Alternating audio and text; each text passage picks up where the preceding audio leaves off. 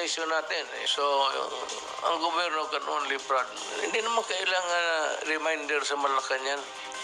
Nandiyan yung BIR, so tanongin natin yung BIR, bakit hanggang ngayon hindi na kolekta yung estate tax.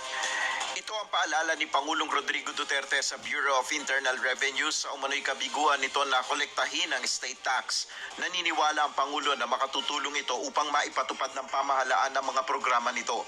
Sumugod sa tanggapan ng Bureau of Internal Revenue sa Quezon City ang iba't ibang grupo para hinging singilin na ng BIR ang bilyong-bilyong pisong estate tax na pinababayaran ng Supreme Court sa pamilya Marcos.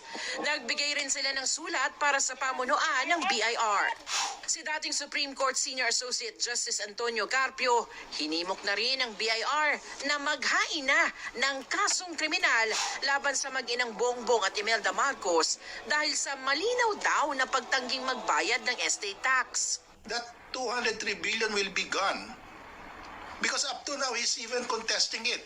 Final and executory na, unappealable na, kini-question pa. The voters should understand that. I mean, do they want a president who will teach the people not to pay taxes by his example? Kami Maravita, nagbabayad ng tax. Bongbong, hindi! The most basic manifestation ng love of country at the same time, yung pagka-Pilipino mo, yung pagiging citizen mo of a country like the Philippines, any other country for that matter, is pay your taxes. No, so this is an issue that cuts across all parties. Wala itong pinag-uusapan na nandito kami representing our presidentiables. Hindi. We just want what is supposed to be done. Pag mga kumpanya, wala pong kawala eh. Dahil automatic po, pag hindi, pe-penalize ka, isasara, etc. Tapos automatic po lahat ng bilihin, may taxes. Ito naman po sa amin, para makabuelo kami, bigyan kami ng relief. Saan kukunin? Kunin po sa 203 billion.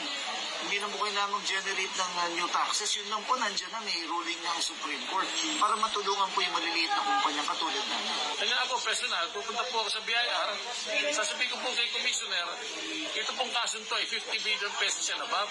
Kung po rin yung kolektahin to. Pag hindi nyo ito kinolekta, i-ambus pa namin kayo. At pag 50 billion pesos yan above, this is a plunder case. Kanya habang naghihiring, kayo po yung nakakulong.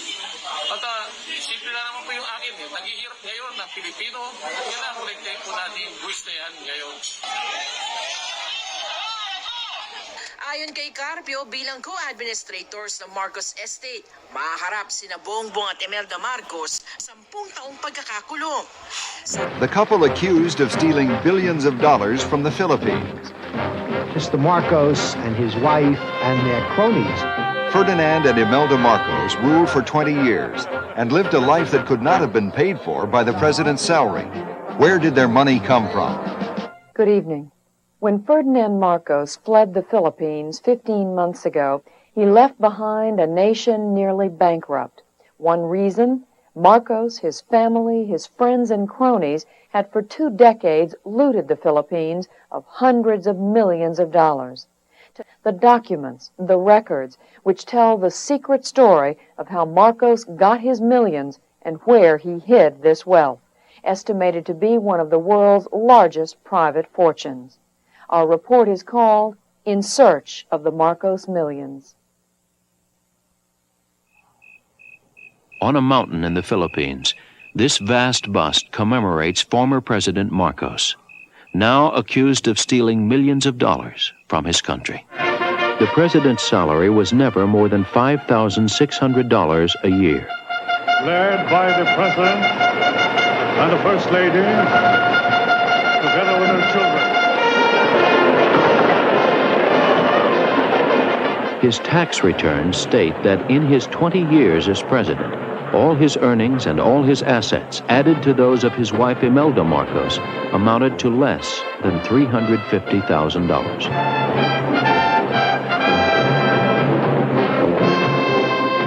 Mr. Marcos and his wife and their cronies were systematically looting the wealth of the nation. The people stormed the presidential palace. The Marcos family had fled only hours early. For a moment, the poor of Manila stood on the threshold of the state apartments.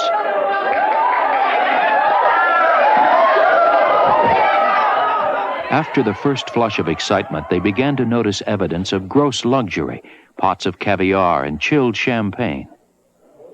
There were hundreds of jewelry boxes, all empty now. And there were crates of cash, millions of newly minted notes. But that night there was something still more valuable. Papers being hurled out of the windows and tossed from hand to hand. Marcos had left in too much of a hurry to clear his desk. Papers and files were strewn everywhere. In the communications room, 3 shredding machines had jammed. To save this evidence, Aquino aides rushed to the palace. Chito Roque shows what happened that night. At around 1 o'clock in the morning, I was all alone, so I decided to walk around. I entered the room of Mr. Marcos. Just like a hospital. I mean, it was really stinking. And I could see a lot of gadgets. And later on, we found out this was the dialysis machine. And I saw this filing cabinet, so I opened it.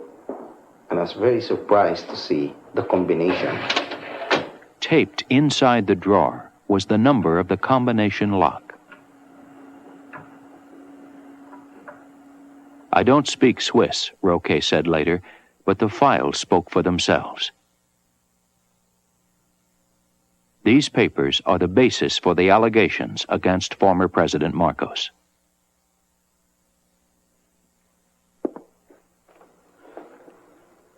Next morning, more documents were discovered in a secret vault, and others have come to light in Hong Kong, Hawaii, Switzerland, and the United States. But what Roque found that night were the first clues in the search for the Marcos millions.